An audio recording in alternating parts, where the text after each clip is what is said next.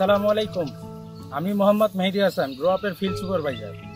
আজকে আসছি বগুড়া জেলার গাবতলী উপজেলার সোনারাই ইউনিয়নের লস্কর গ্রামে। আসেন, এখানে এটা হলো আমাদের ধানের প্রজেক্ট। ধান প্রায় আমাদের শেষের দিকে, ধান কাটা হবে কিছুদিন পরে। এই ধানের যিনি প্রজেক্টের দায়িত্বে আছে তার সাথে একটু বিস্তারিত কথা বলে আসি। আসসালামু আলাইকুম আপা, কেমন আছেন? আপা, এখানে কয় শতক জমির উপর ধান লাগাছেন? 20 শতক। আচ্ছা আচ্ছা, এখানে খরচ কেমন হয়েছে আপনার?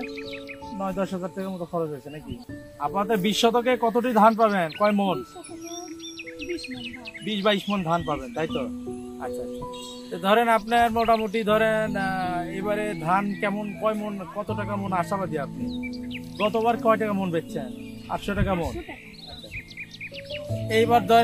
এইবার ধরেন আশাবাদী যে যদি ভালো একটা দাম পান, তা আমাদেরকে ইনশাল্লাহ আমাদের গ্রোআপ থেকে কি কি সুযোগ সুবিধা পাইছেন?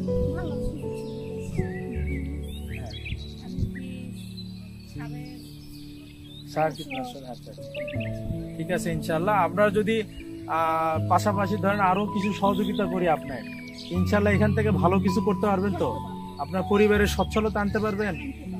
আচ্ছা, ঠিক আছে। আমরা গ্রোআপ সবসময় আপনার পাশে থাকবো ইনশাল্লাহ।